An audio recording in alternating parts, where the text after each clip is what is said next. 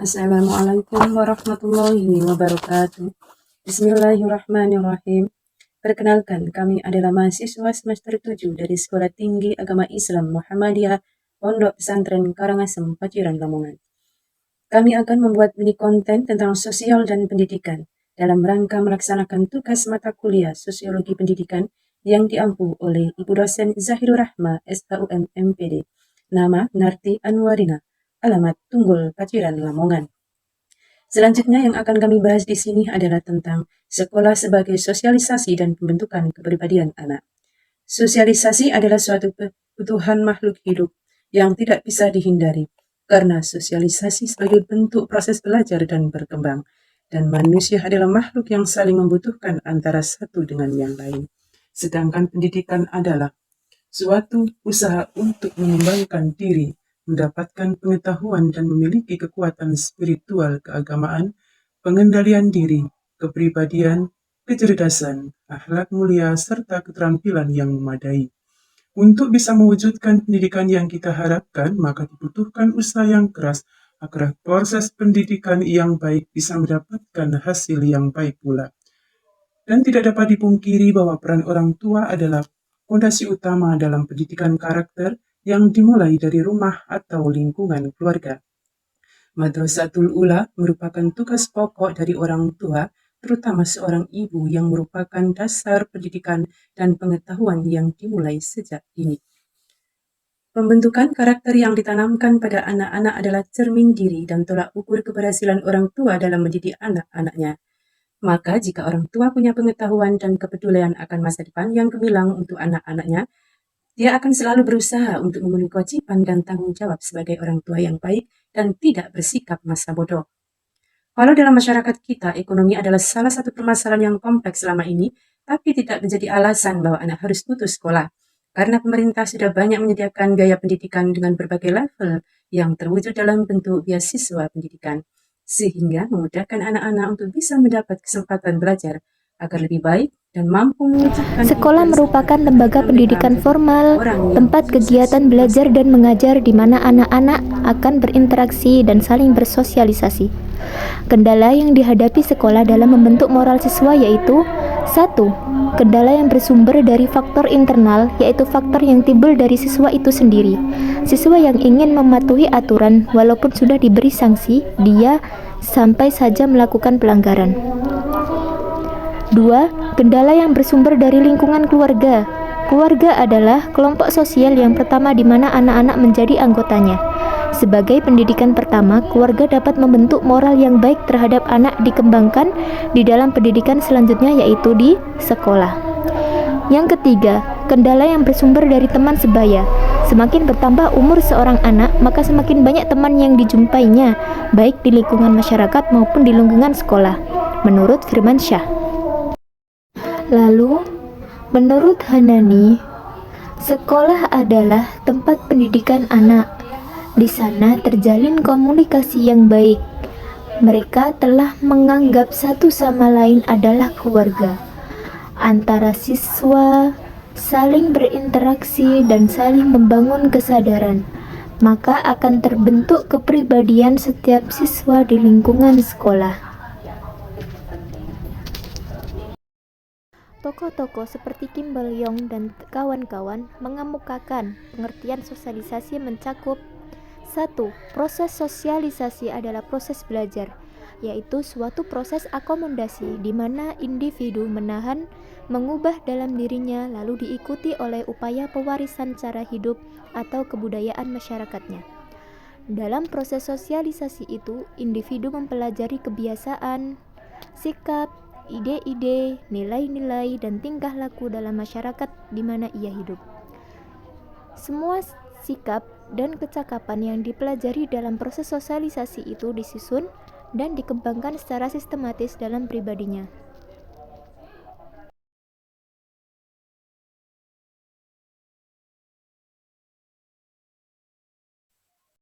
Nama saya Puji Sri Astuti, alamat Desa Paciran, Kabupaten Lamongan. Sekolah memegang peranan penting dalam proses sosialisasi anak. Anak mengalami perubahan dalam perilaku sosialnya setelah ia masuk ke sekolah. Di rumah, ia hanya bergaul dengan anggota keluarga yang terbatas jumlahnya, terutama dengan anggota keluarga dan anak-anak tetangga. Suasana di rumah bercorak informal, dan banyak tindakannya diizinkan menurut suasana di rumah. Di sekolah, anak bertemu dan bergaul dengan banyak orang dari berbagai umur, mulai dari adik kelas, teman kelas, kakak kelas, dan juga ibu bapak guru. Hal itu sangat mendukung anak untuk belajar tentang bagaimana bersosialisasi. Perkenalkan, nama saya Saniatu Salsabila, alamat Betiring, Sumeragung, Brondong, Lamongan. Peran pendidikan dalam mempengaruhi sikap dan kepribadian seseorang memiliki impact yang sangat besar. Hal itu ditunjukkan dalam kehidupan sehari-hari yang tampak sangatlah nyata. Karena pada hakikatnya seorang manusia itu dilahirkan dengan membawa potensi dasar, dan selanjutnya potensi tersebut dikembangkan dengan pendidikan. Sekolah bukan hanya salah satu tempat sosial, namun di sekolah anak dapat belajar tentang kepribadian dan karakter. Di sekolah dapat kita jumpai anak yang memiliki perbedaan karakter, kepribadian, bahkan juga latar belakang. Lantas, bagaimanakah caranya anak bisa merubah kepribadian dan karakter ketika dari sekolahan? Nama saya Nuzulul Afilah, alamat Tunggul Paciran, Lamongan. Bagaimana sekolah bisa merubah karakter dan kepribadian anak? Nah, selanjutnya kami akan bahas tentang itu. Sekolah dan kepribadian serta karakter anak. Contoh seorang anak yang memiliki karakter galak, namun teman-temannya berkarakter baik, maka bukan hal mustahil jika anak akan berangsur merubah perangainya menjadi lebih baik. Peran guru juga sangat berpengaruh dalam pembentukan karakter dan kepribadian anak. Guru memberikan ilmu pengetahuan tentang akhlak mulia sebagaimana mulianya akhlak Rasulullah SAW. Bukan hanya itu, guru juga harus mencontohkan akhlak yang baik kepada anak didik karena guru sebagai tauladan. Allah Subhanahu wa taala berfirman dalam Quran surat Al-Ahzab ayat 21. A'udzu billahi minasyaitonir rajim. Laqad kana lakum fi Rasulillahi uswatun hasanatun liman kana yarjullaha wal yawmal akhir wa dzakarallaha katsira. Yang artinya, sungguh telah ada pada diri Rasulullah sallallahu alaihi wasallam itu suri tauladan yang baik bagimu, yaitu bagi orang-orang yang mengharapkan rahmat Allah dan kedatangan hari kiamat dan yang banyak mengingat Allah.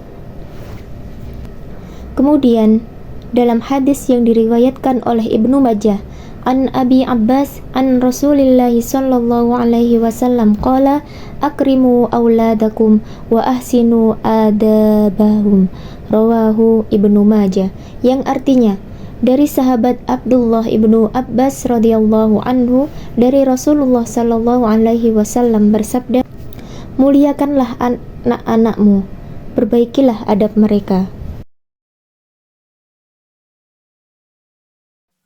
Sungguh besar peran sekolah dalam pendidikan dan pembinaan juga perubahan. Namun nyatanya, banyak anak yang gagal dalam pendidikan karakter dan pembentukan kepribadian yang baik dalam sekolah. Di antaranya adalah 1. Faktor ekonomi. Dari faktor tersebut menyebabkan anak putus sekolah yang seharusnya diimbangi dengan usaha untuk bisa mendapatkan pelayanan pendidikan beasiswa dari pemerintah, hingga anak bisa melanjutkan pendidikan tanpa banyak memberikan beban kepada orang tua. 2. Faktor kesalahan dalam pergaulan, yakni mampu menyelesaikan pendidikan di bangku sekolah namun gagal dalam pendidikan sosial yang baik, sehingga kesempatan untuk bisa bersosialisasi dengan lingkungan sekitar terhambat. 3. Faktor kesalahan dalam pola asuh keluarga. Faktor ini adalah kegagalan yang fatal dalam pendidikan karakter dan kepribadian yang baik, karena anak cenderung tidak punya rasa malu disebabkan contoh yang diberikan orang tua sudah tertanam kuat dalam jiwanya dan sulit untuk diberikan pengertian. Yang pertama, faktor ekonomi. Nama Ahmad Rafiq atau yang sering disebut Ahmad, kelahiran 2004. Alamat salah satu desa Paciran. Anak dari pasangan suami istri, bapak kalian dan ibu Rujiem, tidak bisa bersosialisasi di sekolah dikarenakan telah putus sekolah pada jenjang SLTP, yakni SMP kelas 7. di salah satu lembaga di desa. Setelah putus sekolah, Mamat tidak hanya berdiam di rumah, namun ia bekerja sebagai nelayan di laut untuk menambah penghasilan, membantu orang tua.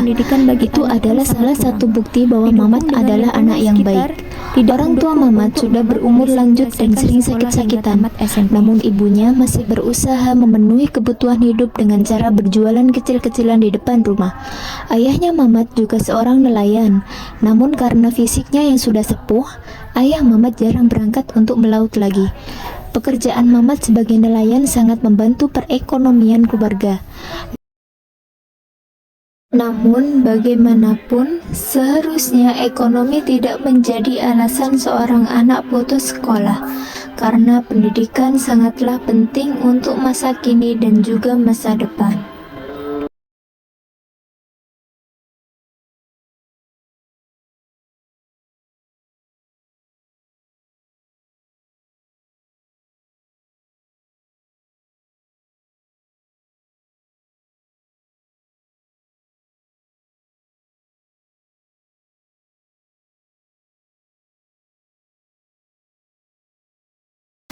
Yang kedua, faktor kesalahan dalam pergaulan. Seorang anak bernama Rashid yang berumur 18 tahun sedang duduk di bangku SMK. Sejak kecil, orang tuanya membesarkan dia dengan penuh kasih sayang dan mengajarkan dia untuk selalu dekat dengan Tuhan. Anak itu tumbuh dengan sehat dan pintar mulai dari kecil, kemudian beranjak ke remaja. Di masa remaja, Rashid dikenal sebagai anak yang pintar dan aktif, baik di sekolah maupun di rumah. Karena Rashid tumbuh dari keluarga yang baik dan juga lingkungan yang mendukung akan pertumbuhannya, menjadikannya anak yang ceria, ramah, aktif, hingga banyak orang yang suka berteman dengannya. Tetapi, sayang menginjak masa remaja, Rashid banyak bergaul dengan anak-anak yang mempunyai pergaulan yang buruk, seperti merokok, meminum minuman keras, dan bolos. Semakin hari Rashid semakin terpengaruh dengan kebiasaan buruk yang dilakukan teman-temannya, sedangkan kebiasaan yang baik yang selalu dilakukan Rashid sudah tidak dilakukan lagi. Selang waktu berjalan, Rashid pun semakin menjadi anak yang sangat nakal dan jarang pulang ke rumah. Kedua orang tuanya tak henti-henti selalu memberikan nasihat kepada Rashid. Bahkan guru di sekolah juga sudah turun tangan membantu menasihati Rashid yang juga jarang masuk ke sekolah. Akan tetapi, setiap nasihat bahkan teguran serta sanksi yang diberikan oleh orang tuanya dan gurunya di sekolah tidak pernah didengar dan mengindahkannya. Namun kedua orang tua Rashid tidak mengeluh. Mereka terus berupaya agar Rashid bisa menyelesaikan pendidikan di bangku SMK. Ikhtiar sudah mereka lakukan dan doa pun tak henti mereka panjatkan. Mereka berharap agar suatu saat Rashid bisa menyelesaikan pendidikannya dan mendapat ijazah sesuai dengan keahliannya. Rashid berasal dari keluarga yang harmonis. Orang tuanya sangat baik, ramah dengan lingkungan. Namun, memang dari anaknya yang salah dalam memilih teman. Orang tuanya pun sangat sabar dalam membimbingnya. Semoga Rashid segera menyadari kesalahannya dan memperbaiki semuanya. Permasalahan yang dihadapi Rashid adalah kesenjangan sosial yang banyak dialami oleh banyak remaja. Karena pada dasarnya masa-masa itu adalah masa bebas-bebasnya berteman dan bergaul. Namun, banyak sekali anak remaja yang memikirkan dan memilih teman yang baik baginya. Maaf, namun banyak sekali anak remaja yang tidak memikirkan dan memilih teman yang baik baginya. Bagi anak remaja, yang penting adalah banyak teman yang menyenangkan dan mengisi waktu luang, seperti bermain-main, ngopi di pinggir jalan, dan lain sebagainya. Hendaknya, orang tua lebih selektif lagi dalam memilihkan teman untuk anaknya, dan sangat memperhatikan bagaimana anaknya bergaul dengan teman di luar sana, agar anak tidak terjerumus dalam pergaulan bebas yang membahayakan bagi dirinya sendiri, juga bagi keluarga dan orang-orang di sekitarnya. Faktor kesalahan dalam pola asuh keluarga. Nama Rizda Aulia, kelahiran 2009. Pendidikan merupakan hal yang sangat penting. Dalam penerapannya, faktor lingkungan serta dukungan orang terdekat sangatlah penting. Namun, bagaimana jadinya jika dari kedua faktor tersebut tidak dapat menjadi supporter bagi peserta didik untuk melanjutkan jenjang sekolahnya? Seperti halnya Rizda Aulia yang merupakan seorang remaja yang mengalami putus sekolah pada jenjang SLTP atau setara dengan SMP. Ia terpaksa menghentikan pendidikannya karena pengaruh salah asuhan dari orang tuanya yang akhirnya membuat mereka menjadi pengemis. Namun sebenarnya Rizda memiliki potensi besar untuk memperoleh pengetahuan secara maksimal. Ia memiliki keinginan yang kuat untuk melanjutkan sekolah dan menjadi pandai. Namun kebiasaan ayahnya yang sering mabuk-mabukan dan kondisi ibu yang memiliki bayi membuat Rizda terpaksa ikut memikirkan kebutuhan ekonomi keluarga. Kebiasaan mengemis yang dilakukan oleh ibunya akhirnya ditiru oleh Rizda sejak usia dini. Ia terbiasa mengemis sebagai cara untuk mendapatkan uang. Sayangnya hal ini membuat Rizda kehilangan rasa malu dan bahkan terjerumus dalam perilaku mencuri. Meskipun dalam kondisi yang sulit, Rizda mendapati bahwa lingkungan sekitarnya mendukungnya dalam belajar. Mungkin ada dukungan dari tetangga atau masyarakat sekitar yang memberikan motivasi dan bantuan agar Rizda bisa belajar dengan baik. Namun sayangnya itu tidak terrealisasikan. Demikianlah cerita tentang Rizda Aulia, seorang remaja yang mengalami perjalanan pendidikan yang sulit namun tetap memiliki potensi untuk meraih pengetahuan dan keberhasilan di masa depan. Semoga kelak keluarga Rizda terketuk hatinya untuk melanjutkan pendidikan untuk Rizda, karena telah banyak beasiswa yang dibuka bagi ia yang mau berusaha untuk mencari. Masyarakat sudah tidak asing lagi dengan keadaan Rizda. Ada beberapa masyarakat yang kasihan dan membantunya. Namun, ada juga yang merendahkannya karena ia anak yang panjang tangan. Selain mengemis dan mencuri, ia sering menjual barang-barang kepada warga. Salah satunya sabun cuci baju yang ada di rumahnya. Ia antar ke rumah tetangga untuk ditukarkan dengan uang atas perintah orang tua. Rizda selalu menuruti orang tuanya. Menaati orang tua memang kewajiban anak, namun dalam catatan bahwa perintah itu adalah perintah yang baik.